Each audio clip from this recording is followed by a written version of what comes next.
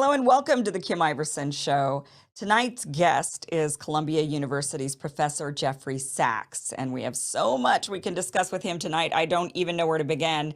Professor Sachs is a world-renowned economist who has guided nations on economic policies such as Bolivia, Poland, Slovenia, and Estonia.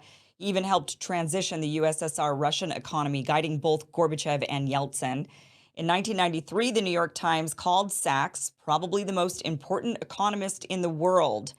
In 2004 and 2005, Sachs was named one of the 100 most influential people in the world by Time.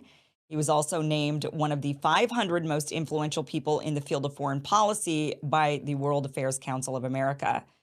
During COVID, Professor Sachs was asked to chair the Lancet's COVID-19 Commission, where he was to look at all aspects of the pandemic from the origin of the virus to the implications of health policy.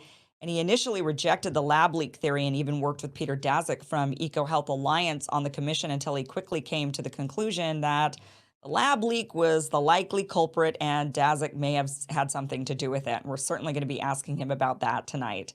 He is joining us coming off fresh from the UN General Assembly, where he's been a very outspoken critic of NATO expansion causing the current war in Ukraine. Do have so much to talk about with Professor Sachs. Really looking forward to this conversation. But first, did you know that 60% of U.S. pork production comes from one company owned by the Chinese? And their hogs are given something called ractopamine, which is banned in 160 countries, including China, yet you find it in your grocery store aisle every day. There's a better way. I'd like to tell you about Moink. That is moo plus oink is how you get to Moink. Moink delivers grass-fed and grass-finished beef and lamb, pastured pork and chicken, sustainable wild-caught Alaskan salmon straight to your door.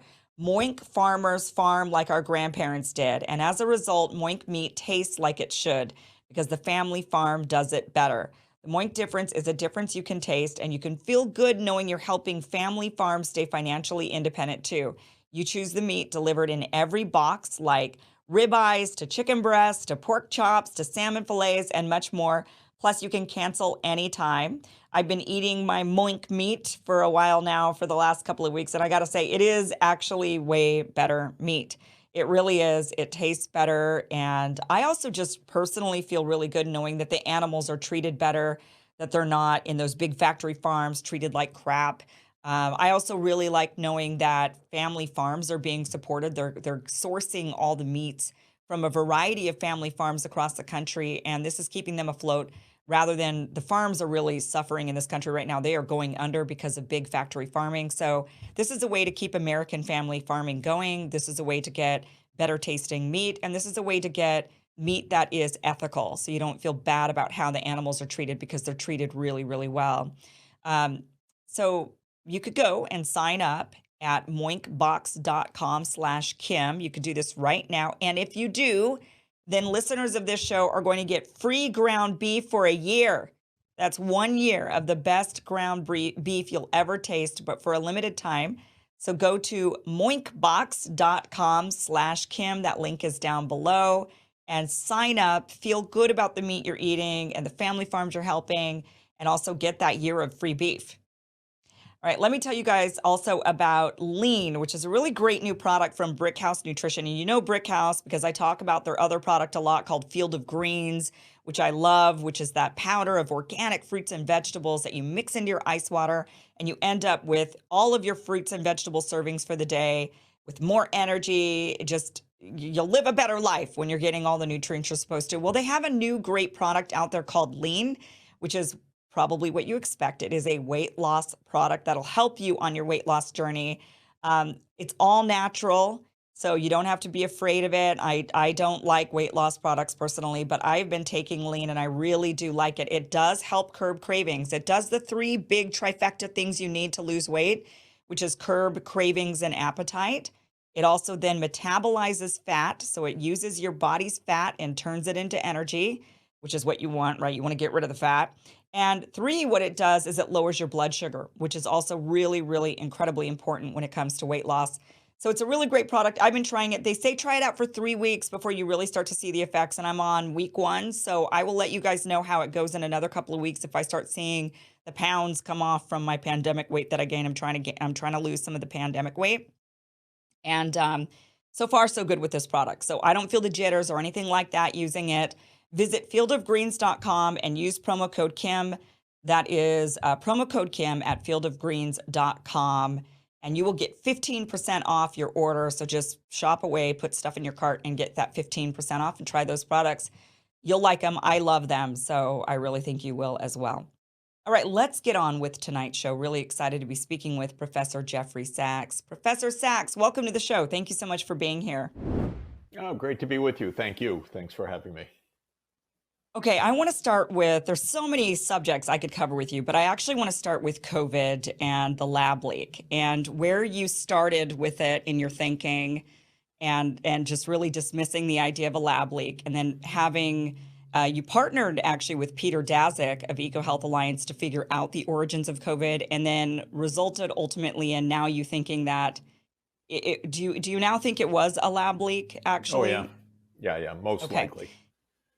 So how did you, let's start from the beginning when COVID first emerged and the lab leak theory was being put out there by Donald Trump, and you thought this is, and I agree that this is, when you're pointing the finger at China and you're trying to say they did this to us, that's ultimately trying to march us into a conflict with China.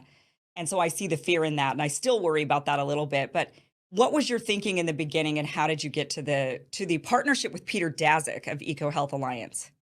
Well, yeah, let me give you some context. I was asked by the British medical journal, The Lancet, which is a global, very distinguished medical journal, to lead a commission on COVID-19 just a few months after the outbreak began. I have a lot of experience in the public policy side of pandemic diseases, and I was one of the architects of the Global Fund to fight AIDS, TB, and malaria, and have had a lot of engagement over the years in public health finance and other public health issues. So the Lancet kindly invited me to chair a commission, and I selected about 25 other commissioners from all over the world, people in the world of politics, in the world of public health, virology, and many areas that are relevant for an epidemic, or in this case, a pandemic, meaning an epidemic that's everywhere in the world. And one of the issues that we needed to look into was where this virus, SARS-CoV-2, the virus that causes COVID-19, where it came from. And so I instituted a number of task forces as part of this work, about 10 task forces actually. And for the task force on the origins of the virus, I asked Peter Daszak to head that task force and assemble a global group of scientists who would be capable of examining the issue of the origin of COVID. So this was around June 2020, in about 6 months basically after this pandemic had been recognized. Now, Can I ask you real quick, why were you the one selected to figure this out as an economist? What was it that why did they come to you? Oh, because the purpose of the commission wasn't just to figure out the origin of the virus. The purpose of the commission was to understand the public policy implications of the first pandemic, really, of this kind in 100 years. This involves urgent financial issues, how to get vaccines or not to people, or medicines or medical supplies, how to address the global cooperation or coordination issues involved. And those are areas where I have expertise. And so I was asked not to be the scientist. I'm an economist. I'm a public policy specialist.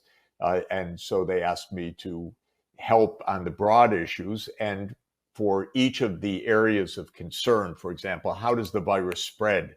I got specialists in exactly the epidemiology of the disease. Some wonderful people from all over the world. In terms of public health measures, I got leaders in public health. And on the issue of where the virus came from, one of the many issues of this commission, I assembled a group of virologists and asked Peter Daszak to head that. Now, why Peter Daszak? Peter Daszak was heading something called EcoHealth Alliance that people all came to know afterwards because it really came into the spotlight. It was an organization that channeled research funds from the US government, tracking in many cases viruses in nature. So going out to places where bats populate the locale, for instance, caves in southwest China in Yunnan province, and looking at the kinds of viruses found there.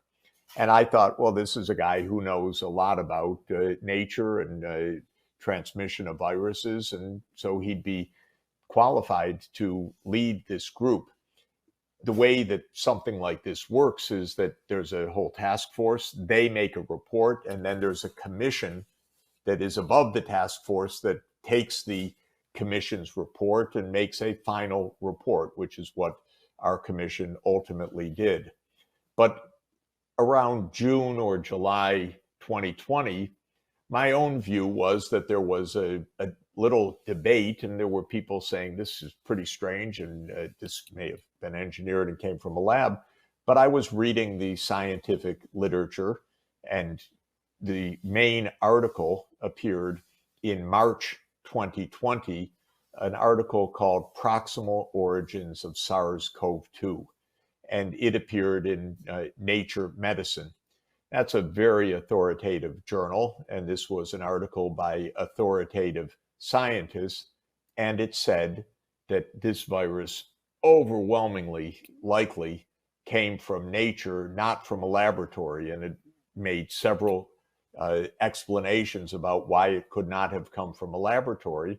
And I read it and I believed it. And Tony Fauci referred to this article, and it became, I think, the most read biomedical article of the year because this was a topic everyone wanted to know. And I read it and accepted it. And when others said this came from a lab, I explained to them, you really need to read the background literature on this. And that's pretty much where I was until the fall of 2020. And then there were discordant notes, more voices saying, you know, this really could be from a lab and by serious scientists. Well, that's interesting in and of itself. This wasn't a slam dunk, though that first article seemed to say it was a slam dunk. They really went way far in saying just about nearly irrefutably this came from nature. But I would say still till the end of the year, on the whole, I thought, well, there's a debate, but most diseases do come from nature after all. How many diseases really come from a lab? And it was only in 2021 that a couple of things happened to me. Well, they happened to everybody first, that certain things started to get released by the Freedom of Information Act, by intrepid reporters who were not in the mainstream, by the way, but The Intercept or US Right to Know did wonderful work because the New York Times was carrying, this is nature, and never anything to the contrary. Science magazine was saying, this is, of course, from nature, and so forth. But these investigative units used the Freedom of Information Act, and they started to show that there was behind the scenes debate among the experts that we didn't know about. And this was quite a revelation, actually, that, oh, there were meetings on February 1st, 2020, phone calls with Fauci and a number of scientists. And then we started to learn that things were said on those phone calls that were pretty weird, saying, this really looks like came out of a lab, or I don't see how nature did this, or 60-40 lab nature, not at all the public rhetoric, and kept hidden from us. And at that point, a very wonderful small group of scientists took me aside and said, we need to give you a tutorial in virology, Mr. Sachs, to understand what we are seeing about this. And very smart people, and they explained at length how they view this.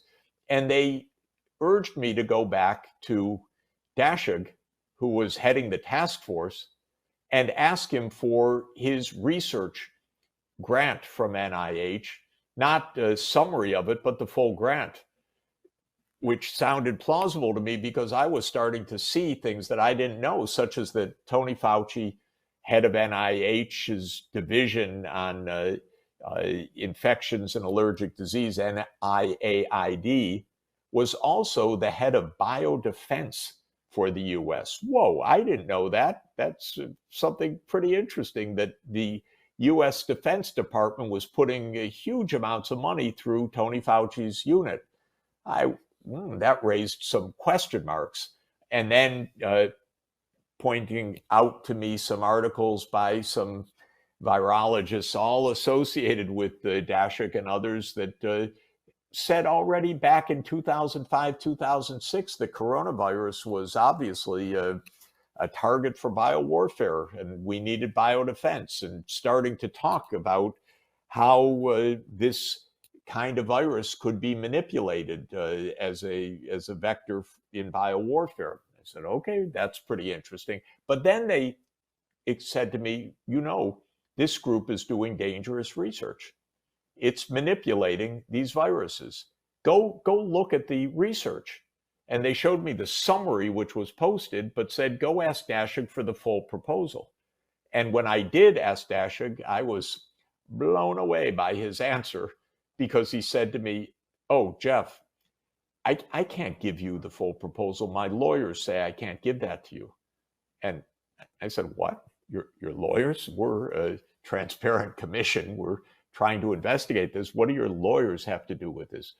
Oh, no. Well, this is under Freedom of Information Act lawsuit and so forth. I said, Peter, I need to read this now. And he said, no, I can't give that to you. And I said immediately, well, then you can't head this task force, that's for sure. This is a transparent commission. We are looking for the public will. We're not tied up in lawsuits, and we're not going to be tied up in lawsuits. So I told him to step aside, and he did, but he remained on the commission, but not on that task force for a little while. And two more things happened. One was that the rest of that task force attacked me as, some foe of science, and how dare you, and you Sachs, you're ignorant, reckless fool, you're buying into this conspiracy theory stuff, and very nasty from people that I've known for a long time. But the second thing was far more interesting, which was another Freedom of Information Act release came, and lo and behold, the people on the task force are co-investigators with Dashig, and they didn't even tell me after I asked them repeatedly, do you have any conflict of interest? So suddenly I see, my God, this is really bad behavior. I ask you straightforwardly, do you have any conflict? They didn't lie. They never answered me until this came out, but they yelled at me.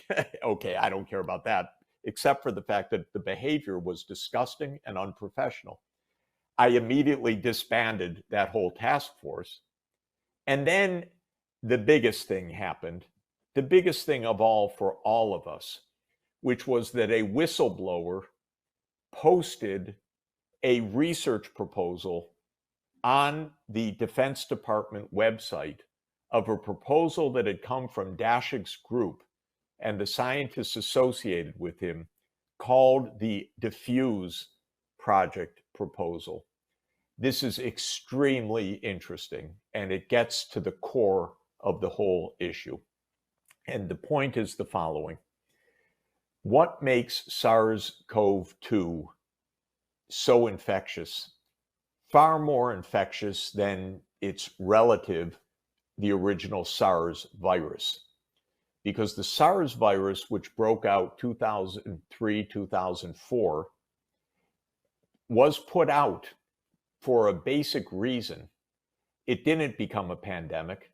It was scary, but it was controlled because it wasn't so infectious. And in fact, people had to be sick for a long time before they could even transmit it to other people. So SARS-CoV-2 was really infectious.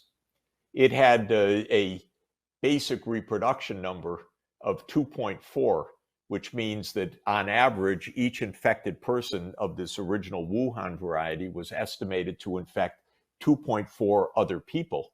And that's why you get a chain reaction, because as long as that number is bigger than 1, even if you recover, it's 2.4 people that are following up with infection, and they're going to each infect on average 2.4 people. And so it's a chain reaction. So why is that? And that has to do with how this SARS-CoV-2 genome attacks our cells. And one of the ways that it attacks our cells is that it has a stretch of DNA that is not only unusual in this kind of virus, never before seen in this kind of virus. And that stretch is called a furin cleavage site. And it's never been seen in a sarbecovirus, which is a SARS-like virus in this population of this species of bats. So that's why this virus was weird from the start, because what is that furin cleavage site doing?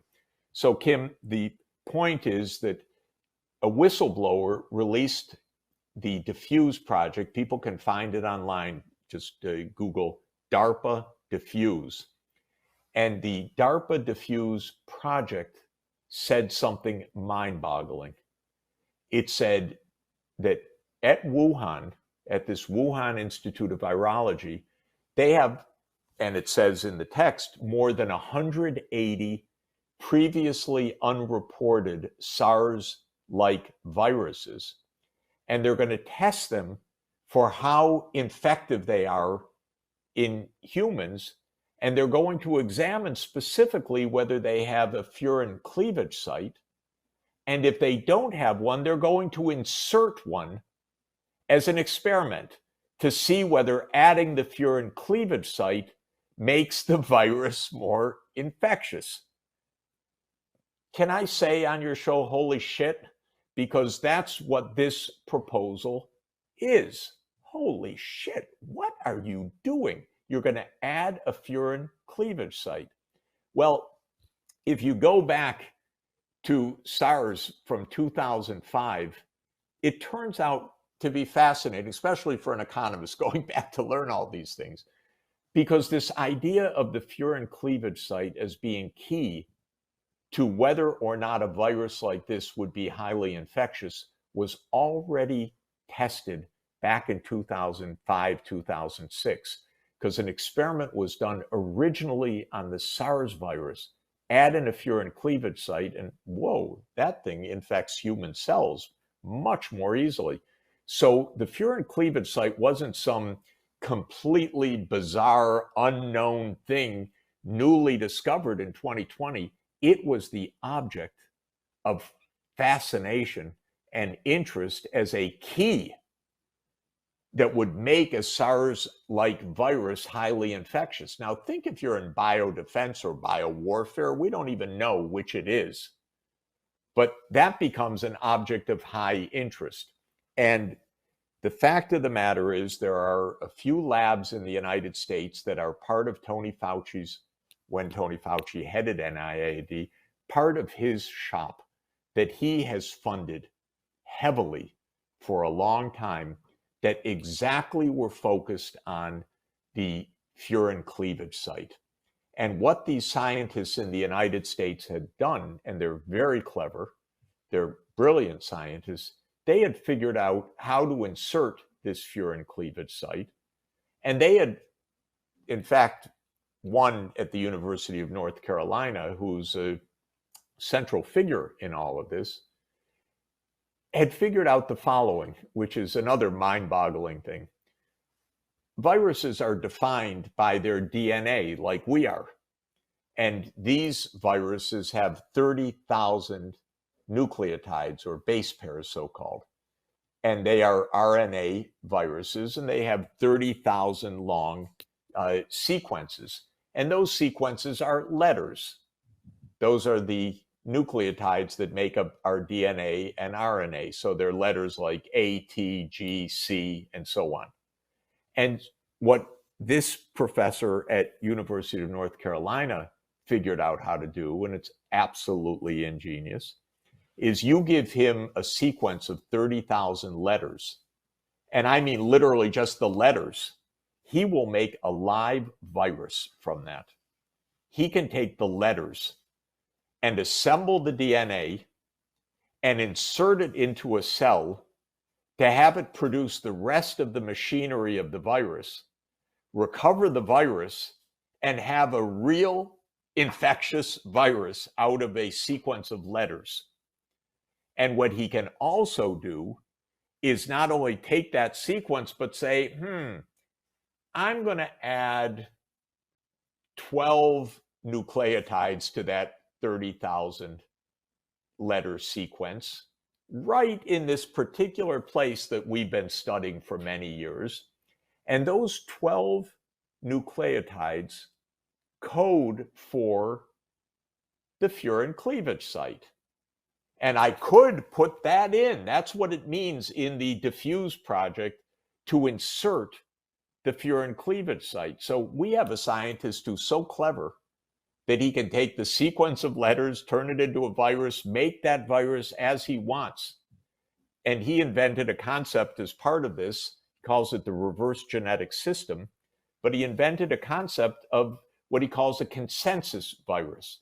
And a consensus virus is, give me 20 SARS-like viruses, and I'll look at the first position of the viruses, of the RNA or the DNA, the nucleotide, that is the base pair. And 18 of them have a G there, and 2 of them have an A in that spot. And so the consensus is G. So I'm going to take the 20 viruses and I'm going to call the first place a G. Now I'm going to do that 30,000 times. Your computer can do it quite quickly. And I'm going to take the consensus for the second position, third position, all the way up to the 30,000th position. And I'm going to then have a sequence of letters that's 30,000 long.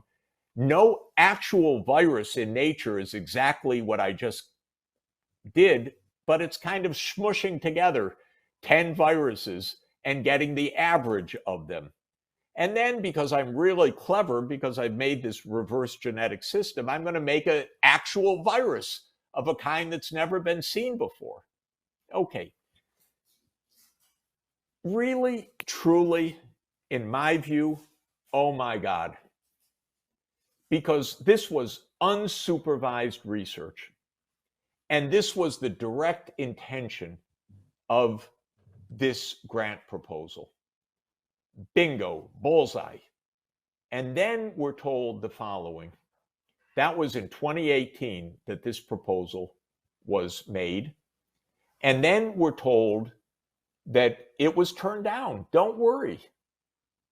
And I can tell you absolutely the fact that a grant proposal is turned down has almost zero to do whether the research is actually carried out. For a lot of grants, first of all, you submit a proposal to fund things you already did. I'm just telling you, when you put in a grant proposal, maybe 70%, not me, but this is how this biotech world works. You've already done a lot of this research. Now you're trying to get that funded so you can do the next research, so you can get that funded with another grant. So we don't even know whether the work was done previously. But even if it's turned down, you have other grants, you have other research, you have other units. There's another unit, Rocky Mountain Lab, which is kind of wholly owned and operated by Fauci's part of NIH, and it could have done this research. And then suddenly comes a joint article by one of the people at Rocky Mountain Lab and this professor at University of North Carolina. Oh, could be coincidence or could be the real deal. Who knows? We don't know for sure. But what we do know is that a few months later, we have an outbreak.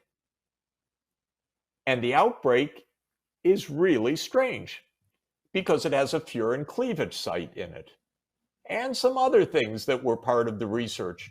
And it's not years after this thing, it's months after this thing.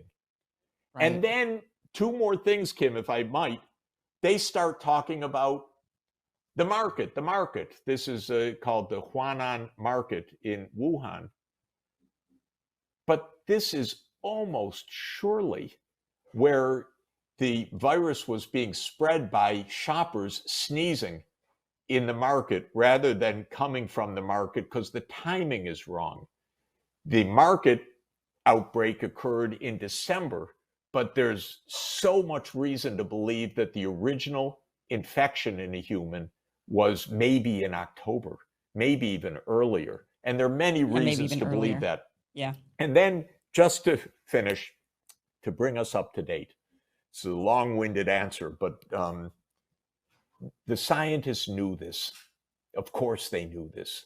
They knew this February 1st, 2020, that holy shit, this could have been a bad mistake and we're not sure. And they didn't tell us that.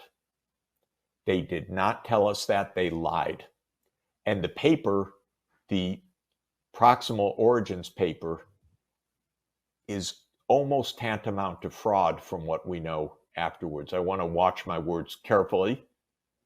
I'll say tantamount, but the authors did not tell us what they believed and what they knew, because they could never have written a paper, not a scientific paper, to say in March that the overwhelming weight was that it was natural. And we know from Slack messages now being subpoenaed and other email messages, they had lots of doubts, but they went ahead because one of them said, if it's from a lab, we're never going to be able to prove it, so we may as well argue that it came out of nature. But I think it's darker than that, because I think that the idea was to hide the American role in this. Kim, it's not even a matter of pointing to China. It's a matter of the United States. The cutting edge research was US research. The assembly and reassembly of SARS-like viruses was US research. It broke out in Wuhan, but maybe because a virus concocted in US labs and sent by filter paper to Wuhan was being tested against the bats that they held in captivity at the Wuhan Institute of Virology, because one idea was to see whether the bats would be infectious to each other in the case of having a furin cleavage site in the sequence. So we don't know to this moment where this came from. And I'll give you three kinds of hypotheses. One is that it is natural, but I think it's very unlikely from what we know, because nothing has checked out on the natural story, and least of all the marketplace. The second is that this was made basically in the US, by the US, as part of an ongoing research program by a lot of very clever scientists who believed everything's safe and under control, and that in the design of this, it was being tested in partnership with China And so there's definitely a China-U.S. partnership. That's the dash of grants, and that it was being tested in China and accidentally was released from WIV, the Wuhan Institute of Virology. A third possibility is that the research was carried out by US, China, up to the 2018 Diffuse project. It was turned down, and the Chinese went ahead basically on their own to finish the research, which is possible as well. I don't know of the lab leak which of those scenarios is more likely. I'm pretty sure of the following. Sure is a little strong, but I'm pretty sure. Pretty sure of the following: that the furin cleavage site pretty surely was deliberately added to a virus, whether in North Carolina, whether in Wuhan, not sure, and that it got out.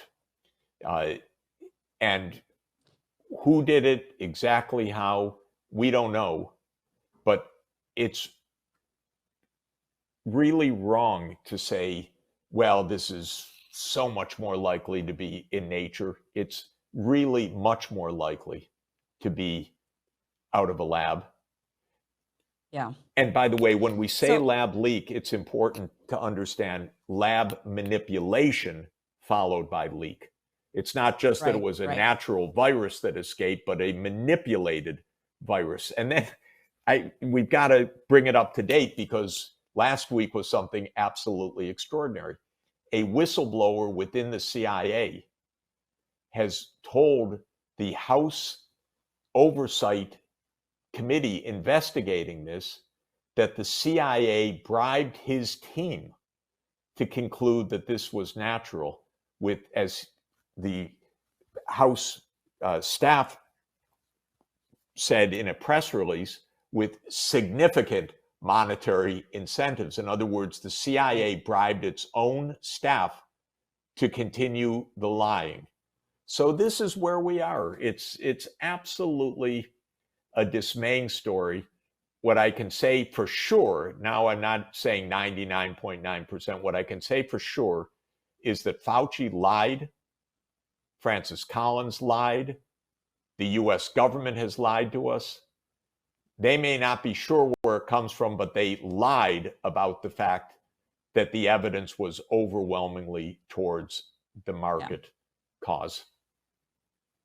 The fact that they lie leads me to believe it came from the United States. And this is something that has been not, I think it's underreported, not talked about. Everyone focuses on Wuhan lab. And I have a story to tell you. When I was on The Hills Rising, when I was co-hosting that show, we had an Intercept reporter on who was finally discussing the lab leak theory and saying that, well, we finally think it came from a lab. Now, I was called a conspiracy theorist from the very beginning of saying, maybe this came from a lab. I mean, show me the bat, show me the soup. If you, I mean, Yeah. at this point, it could come from anywhere, and we can't dismiss any theory of where it could come from. And that was considered a conspiracy theory to even say that back in March of 2020 or April of 2020. Fast forward about a year, and on Rising, we were having an Intercept reporter on who was saying, we've got enough information now from the Intercept and our investigation to show that it came from a lab.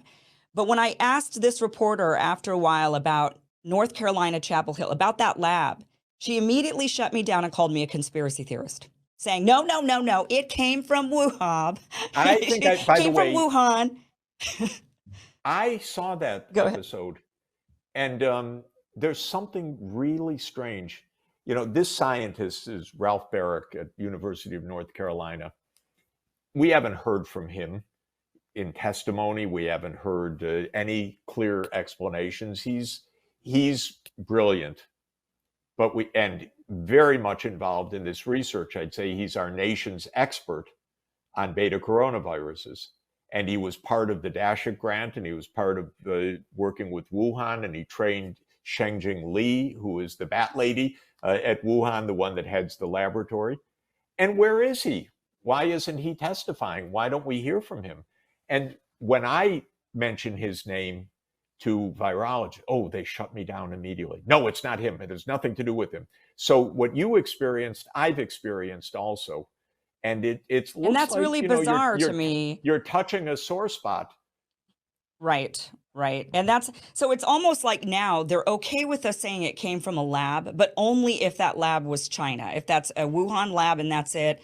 And maybe we could do some ties to maybe there's some US funding with EcoHealth Alliance in that lab, but beyond that, we're not allowed to touch North Carolina. That is not being discussed at all yet from nothing passes the smell test. If you've got CIA paying off CIA researchers saying, we want you to say it came from a lab. You've got government funding in this. You've got government actors, and yet you've got all the GOP in Congress basically saying China did this to us. Look at, we need to investigate China and look at China because China's the bad guy. China did this. And they're happy to point the finger at China in order to ramp up tensions with China and potentially march us into a Cold War with them or even a hot war with them. I'm not sure which. I hope not a hot war. I hope they're not that stupid.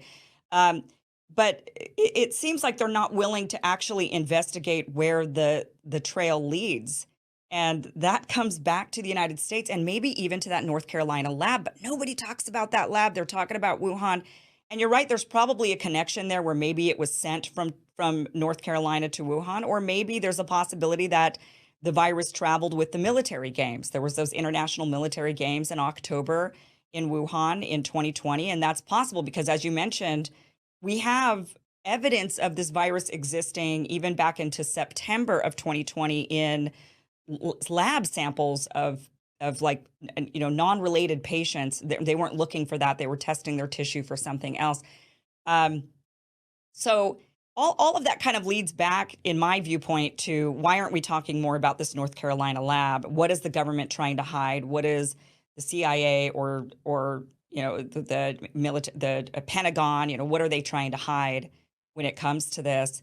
I'm curious with this story that you've just told us, who told you to put like Peter Daszak and all these other people onto this task force? Were you given suggestions by anybody, or were you No. just thinking, oh, these are the people I know? Yeah, no, exactly. It was the first. I was not pressured or led to do this at all.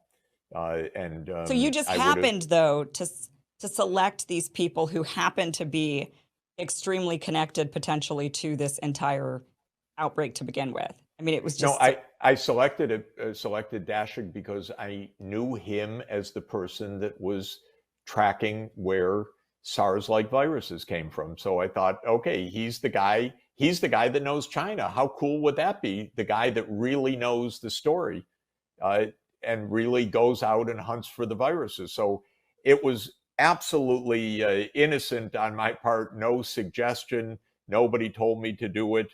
And I was just as happy and content to fire him immediately as soon as I saw that he was not functioning to do this. So, in this sense, no, there's no story on that side. It's just okay. straightforward.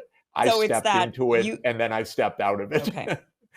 Got it. So you were like, he's the guy. And clearly the government was also like, he's the guy.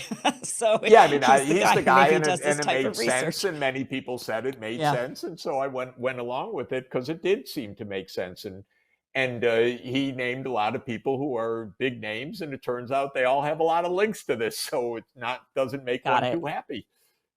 Sure. Sure. Okay. And then to discover the person, I'm not going to go into more names because it doesn't matter, but people were yelling, I mean, really yelling at me. And one was somebody that I've been friendly with and known for 25 years. And he was absolutely in this blistering attack. And I was shocked because this was a friend, and the way he was talking to me and about me, I found disgusting. But then he shows up as a co investigator. So the lying is something really amazing that I did not expect. But this means, somebody's really worried about the stakes of all of this. And it is like you say that, the Democrats are hopeless on this. Not one of them has shown any willingness to look at this truthfully, because Right. either protect Biden or protect Fauci. God, if you could think of something that is less a partisan issue than this, I can't even imagine. But anyway, the Democrats, and I used to be a Democrat. I'm leaving the party. I'm so disgusted by it in so many ways. But in any event, um, not one of them that I know of is interested in following this. And the Republicans are, they're interested. Partly they don't like Fauci, they want to get to the bottom of it. But Right. partly it is they don't like China. And they don't really, maybe they don't understand that how deep the US engagement is. It's not just a grant, it's definitely the science. Because even Yeah. if you take the scenario that Wuhan did it, it was done using the techniques that were developed in the United States. But I think Yeah. it could be more than that because it's UNC and another theory that is very interesting. And I've not seen deeply developed, but there are now FOIA requests out to Rocky Mountain Lab. Rocky Mountain Lab is a research lab that is under the NIAID authority. And there's a very weird article where one of the researchers at Rocky Mountain Lab and Ralph Barrick write an article in 2018 saying that SARS such and such virus, actually, I think it's WIV1, which is one of the variants that they were studying in Wuhan, does not infect Egyptian fruit bats, I think is the article. Whoa, that's a weird topic. Who publishes an article that this Wuhan virus doesn't infect Egyptian fruit bats? I may have some detail wrong, but basically it's that. So you look at that and, well, yeah, okay, there are 1,000 things you might try, but the reason is these bats that were that were targeted are what Rocky Mountain Lab has in its bat collection. What's Barrick doing there suddenly? Barrick, the guy who manipulates SARS viruses, he's working with Rocky Mountain Lab clearly, and they're Hmm. preparing experiments on the Egyptian fruit bats clearly, right at the time that this virus is about to break out. So can we ask what is going on in Rocky Mountain Lab? Has somebody mentioned it? Nobody's mentioned it. So it is, this story has a long way to go. And I wonder what evidence has been destroyed or not destroyed to Yeah. try to cover up things. So it's very discouraging. But you're right. At least members of the GOP they don't like Fauci, so they're willing to point the finger at the US on this a bit. And they don't like China, so they're looking at that lab. They're at least doing some investigation. I don't know Absolutely. if it And I will applaud it result. completely. Yeah. I applaud it Right, right. completely. And I hope they just keep pulling this thread and seeing where it really leads. And if they do Yeah. that, they'll really do a great service for this country. And if it leads to the military industrial complex of the CIA, like it may, because there's no reason for the Pentagon or the CIA to cover up for China. They're not doing the dirty work to cover up for China. They're covering up for themselves. So that's why we need to be looking deeper at them. And if these members of the GOP who tend to be more populist, anti-establishment, don't trust any of these agencies, they might actually then look at them and point the finger at them. And that might be where we need Absolutely. this to go. By the way, the Yeah. guy who has been the clearest, most straightforward, decent, honest, and relentless is Senator Rand Paul. And he Yeah. just is trying to follow the evidence. And he doesn't like the government in general. He's libertarian. Right. And Right. but he's so straight on this. And he tried to get Fauci to say something truthful on this, and Fauci really prevaricated in front of the committee relentlessly. Yeah. And I've Yeah. seen, Senator Paul try to get, he's in the minority on the Senate side, so he can't launch the investigation. And the Democrats, even when they're presented with this horrible story that we need to get to the bottom of, they don't go along because they're trying to protect NIH. They're trying to protect Fauci. I don't know what they're trying to protect exactly, but they don't want to know Yeah. the truth. Right. Let's move on. We're running out of time. There's so many things I want to talk to you about, but I want to move on to the UN General Assembly that has been going on in New York. And we did have, I believe, Zelensky was out here and he spoke. President Biden spoke. You were there. Did you speak at the UN General Assembly? Only the world leaders speak inside the General Oh, I see. Assembly, and Okay. Okay. I and others speak in on the so-called margins of the General Assembly. So nonstop speaking for the last few days, but inside the chamber is only the world leaders. Okay. Where are we at with this war in Ukraine at this point? Is there any hope that the U.S. and Ukraine are going to be trying to negotiate for some sort of peace agreement with Russia? This is, Kim, not unlike the virus story in that the government lies relentlessly about why we are in this war, what's happening in the war, and therefore what is going to happen.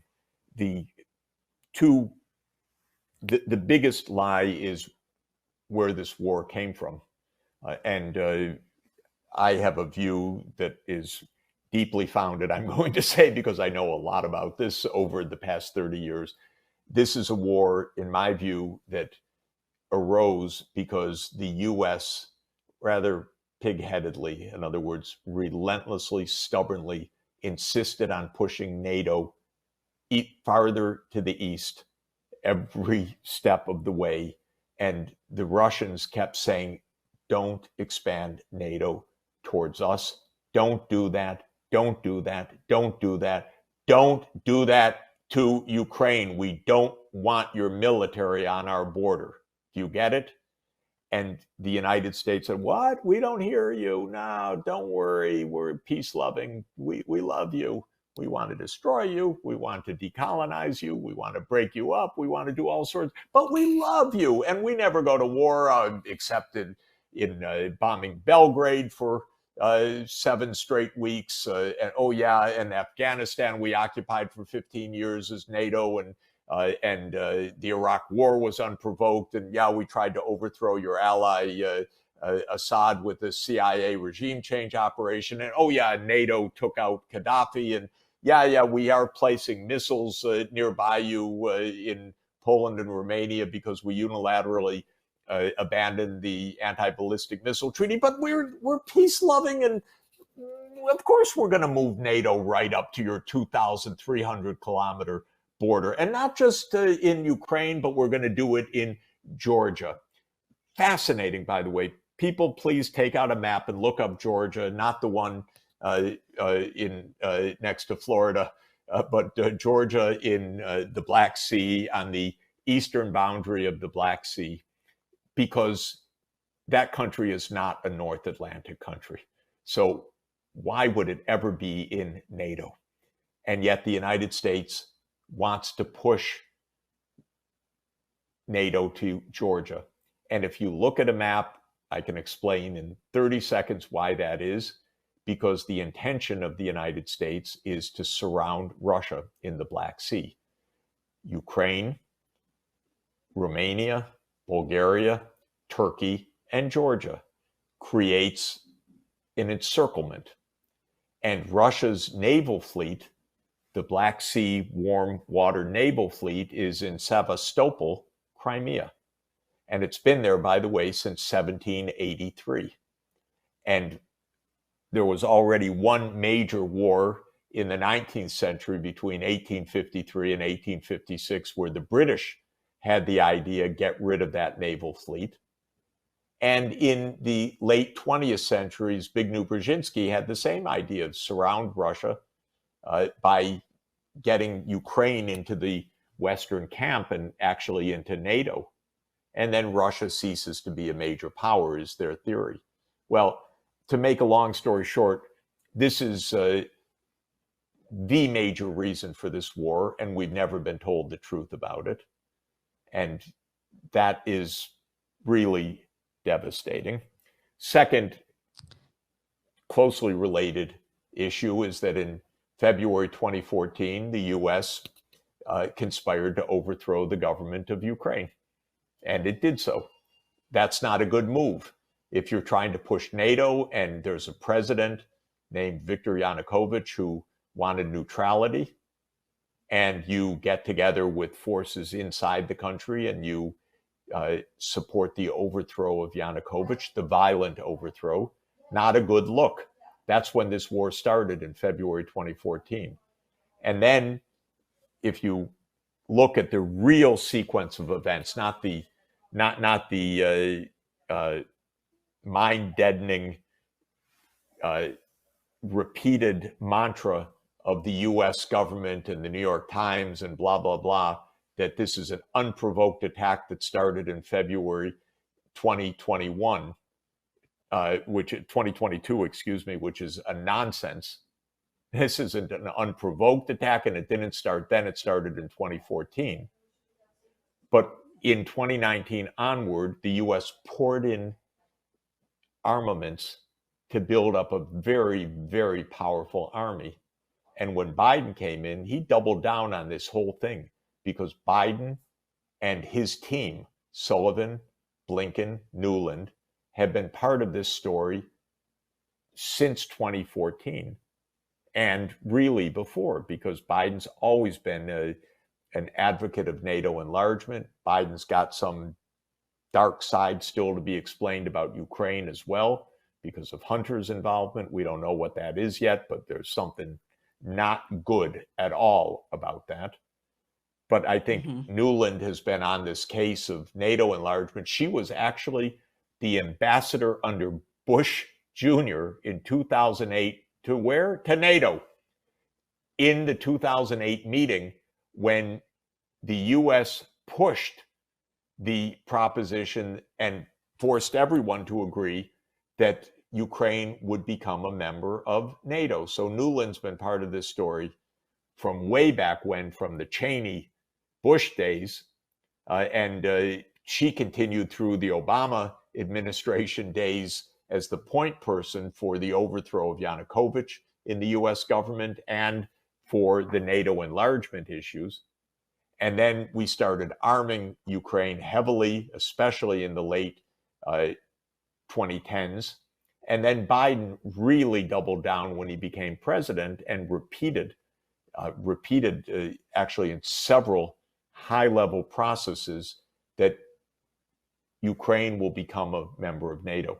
And to bring us to today, and just to conclude, on December 17th, 2021, President Putin tabled a Russia-NATO security agreement in a draft based on no more NATO enlargement.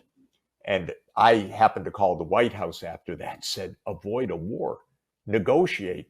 It's not even a concession. Why do we want NATO in Ukraine? It's going to provoke disaster. And I was told, oh, don't worry about it, Professor Sachs, but we'll never negotiate over NATO enlargement. It's none of Russia's business. And I said, none of Russia's business? Are you kidding? It's their border, 2,300 kilometers. How can it not be their business where the American military alliance is?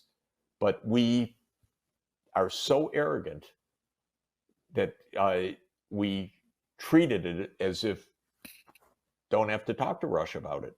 Then as soon as this special military operation was launched in February 2022, Zelensky said, okay, we could be neutral. And they actually exchanged documents, drafts, and negotiated a peace arrangement a year and a half ago in March 2022. And I talked to the negotiators, by the way. I talked to the mediators, the Turkish government, in detail. And you know what happened? The United States came in and told Zelensky, no, you don't agree to neutrality. You fight on. We have your back. You're going to win. You defeat Russia. Okay, now there are hundreds of thousands of Ukrainians dead. This counteroffensive of June, July, August, and September is a killing field. Ukraine doesn't have the weapons, the manpower, the training, the air cover, the artillery to do this, even if it were desirable to do. They don't have it, so they're getting smashed. And Biden doesn't have the gumption to say, you know, this was a terrible blunder. We need to agree that NATO won't enlarge and save Ukraine. but rather, oh, we're all with you for as long as it takes, meaning how many more hundreds of thousands of Ukrainians dead as long as it takes? Oh, come on, I'm 68 years old. I know what it means as long as it takes. It means some moment the US leaves. That's what it means as long as it takes. With a lot of dead in Ukraine, in a country that has been absolutely pummeled by artillery nonstop, basically, on both sides since February 2022, but with a lot of shooting and killing that took place since February 2014. This is terrible. This is destroying Ukraine. This isn't protecting Ukraine. And so this is the real story. But again, the government lies to us. We don't get to debate it. And if you say it, you're a Putin propagandist, you're called. But I have written an op-ed in the last couple of days that I've put online where the Secretary General of NATO himself, someone I know quite well for a long time, Jens Stoltenberg, said when he was speaking in the European Parliament that Putin went to war to stop NATO enlargement. But we don't have to negotiate with him. Well, great favor to Ukraine. It's interesting. I'm just looking at this map from what you're saying, and yeah, NATO has nearly successfully, completely cut Russia off from various bodies of water. I mean, you've got the Black Sea, what you're mentioning, and if they could get Georgia and the rest of Ukraine, then they'll have every other area around that Black Sea, the Baltic Sea Yep. as well. Yep. You They've got cut it. them off from the Baltic Sea They got with Finland. these are choke points. Yeah, right. Why do you think they're trying to do that? Why cut them off from the Black Sea or the Baltic Sea? I'm curious if the Caspian Sea is next. I mean, is Yeah. that what you think they're going to go after that one as well? Look, I don't know if you have used to play Risk. Do you know that board game? Yeah, It was a yeah. board game of my youth. The idea was to have your piece on every part of the world map. Then you had taken over the world. Well, that's the neocon vision. They're playing Risk at the expense of vast numbers of deaths in many parts of the world. They want to have the US military or subservient governments or supplicant governments or pliant governments everywhere on the map of the world. And this is pretty relentless. And it's kind of manifest destiny writ at the global scale. It used to be at the continental scale. Nothing can stop us. We take over all of North America. Native Americans notwithstanding, and so forth. This is manifest destiny at the global level. The only problem is others don't quite share this idea, and we are getting into an awful lot of wars, and they're very dangerous, very dangerous. This is a war with a nuclear superpower and obviously a very powerful military. And Russia has 6,000 nuclear warheads. And they're gunning after China, at least a lot of politicians in Washington. I think in the last few weeks, Biden is trying to pull back a little bit, I think, from the brink, but scared always of his right flank that he'll be attacked for being soft on China and so forth. But there are a lot of hardliners on China that seem really to be preparing for war. Can you imagine anything more reckless, stupid, unnecessary, potentially Armageddon than that? I can't. So all of this is mind-boggling to me. But the basic answer to your question is no rational reason other than that they think they're playing global hegemon and they need their piece on every part of the map. Yeah. Real quickly, we are running out of time, but you are an economist and people are very worried about the US economy. They're very worried about with what is going on and clearly what is looks to be obviously the development of a multipolar world and the rise of BRICS and nations getting together and they're no longer trusting the US and the dollar. And you've got even Saudi Arabia who's now saying, I don't know, it just seems like it's a matter of time before Saudi Arabia says, and I believe they've already said, we're willing to trade oil in not just dollars anymore. They're We're already willing to doing look at that. some other currencies. Yeah. So where does this my viewpoint of it is, and you just tell me if this is accurate or not, but I think that as the rise of the multipolar world happens, as the dollar loses its hegemony, we're going to feel some pain here in the United States. We're going to have some economic pain. And but do you see that same pain? And if we do go through that pain, what would that look like here, and how long will it last, do you think?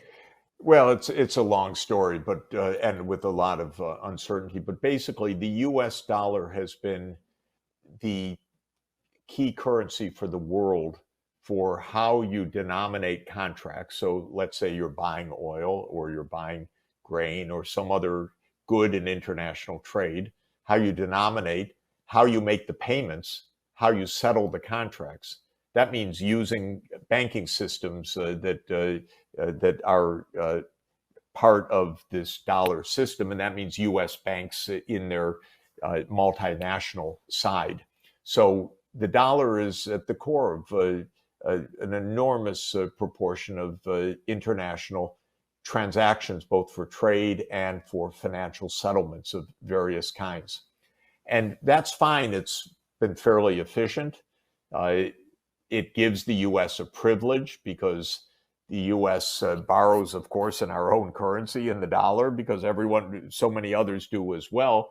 We can print a lot of dollars without immediate consequences that other countries would face of a collapse of the currency and so forth. So we have what Charles de Gaulle called back in the 1960s an exorbitant privilege. It's a real privilege that the dollar is used in this way. But the U.S.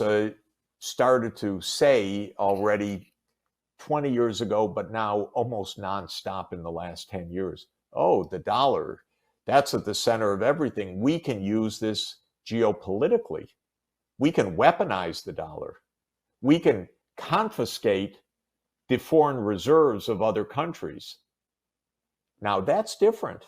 That's not just saying use the dollar and others will hold dollars and we can issue dollars in a less inflationary way than others. This is saying we can take your dollars. And the United States government has taken the dollars of a number of governments. Well, they froze $300 billion of Russia's financial assets. And then we have some people saying, yeah, and just take that, use it to rebuild Ukraine. That's our money now. Oh my God, that's pretty weird. We said, and this was a kind of flight of bizarre fancy under the Trump administration, they declared one day, oh, Nicolas Maduro is no longer president of Venezuela. The real president is the one we choose, Juan Guaido, who was a member of the National Assembly. Boy, that's a head scratcher. Nicolas Maduro is the president of the country. The United States, one day the White House said, no, it's somebody else. And they confiscated Venezuela's reserves and gave it to this other guy, as if you could decide in the White House who's the president of another country. And they got a lot of countries to go along with it because they're kind of pathetically following the US or dependent on the US or scared of the US. And then the US, on the way out of Afghanistan, froze and took the foreign reserves of Afghanistan. Not a lot of reserves because that's an impoverished country. Even after 20 years of US occupation, we left that place in a disaster. But on the way out, we kicked them once more by confiscating the foreign exchange reserves so there couldn't be a functioning banking system. This goes on and on. Well, the BRICS, basically, which is Brazil, Russia, India, China, and South Africa, the original five, said, come on, let's use our own currencies for settlements. And that's what they're working on now. They've already started a lot of settlements in renminbi, different mechanisms for settling Russian Indian trade. And now they've added 6 more countries to the BRICS, to the original 5: Argentina, Ethiopia, Egypt, Saudi Arabia, United Arab Emirates, and Iran. And the whole idea right now for the BRICS, they're meeting. I know the technical teams are working. they're saying we don't need to use the dollar. We can settle in other ways. And they're absolutely right. I can tell you as a monetary economist, you don't have to go through a US bank to trade between Russia and China. You don't have to go through a US bank to trade between Brazil and China. That's just been a convenient way to do things, but you don't have to do things that way, and they're not going to do things that way. So we're going to very quickly lose a privilege that probably would have faded out over many decades, because as other countries rise in importance, they would use their currency. But we're going to do it in a few years by an own goal. This is our own doing. If you want people to use dollars, treat it as a currency, not as a foreign policy weapon. Yeah. So what does this mean for us Americans? Are we going to suffer? Well, we're suffering to the extent that we are in war, that we are undermining international trade, that we are breaking supply chains because they think that this is clever or safer for the US. And what it's doing is diminishing the economic potential of the whole world. We think we're weakening China this way, but we're weakening ourselves by the way we're doing a terrible disservice to Europe, which is really in a crisis already. And for all of us, it definitely raises many, many problems that didn't have to exist. It's a little hard to say how and when this will manifest exactly, but the US room for maneuver in crises will definitely be diminished. The privileges of having other countries use the currency will definitely be diminished. And we have massive debt in the United States as a share of our gross domestic product, massive. And it rose tremendously, basically since the year 2000, because we fought a lot of very expensive wars in Iraq, in Afghanistan, and all these secret, not so secret wars, trillions of dollars wasted for nothing. And because we have two political parties who represent the plutocratic class, just sometimes different people in them or different companies or different sectors, but both parties live off of the campaign finance and the lobbying spending of big lobbies. And so they've cut taxes. Corporate income taxes has been so deeply diminished that we have large chronic deficits. And, you know, the shutdowns, partly theatrics, partly real drama, but nobody wants to tax the rich people or tax the corporations. So the debt is soaring. We keep spending a lot of money and we don't pay our way, and we don't ask rich people and big corporations to pay anything, basically. And so this is where we are. You know, they pay something, I should be precise, but in a world of such massive wealth, oh my God, it's essentially a free ride. And this is why the US is being weakened, because you can't build a public debt that is now over 100% of GDP and on a steadily upward trajectory and think that's all fine, no problem. And with a diminished role of the dollar and rising interest rates and so many problems, you have to take seriously what you're doing.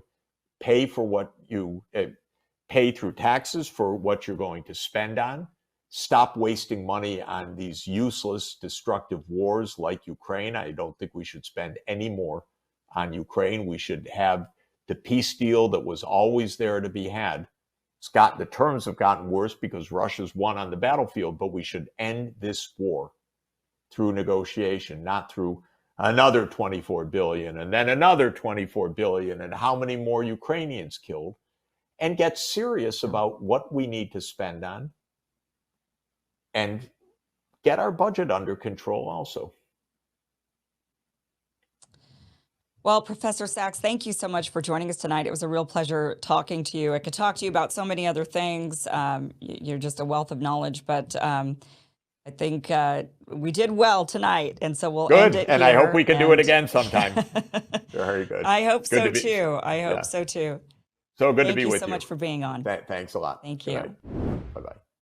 Well, I'm someone who doesn't sleep well, and my 11-year-old shepherd, her name is Scarlet. She's a beautiful golden shepherd, but she's getting older and she has some aches and pains. And this is why I looked into cbdistillery.com for a natural way to help me get some sleep and really to give my furry family member Scarlet the relief she needs. Everyone kept saying to me when they'd see her hobbling around, "Have you tried?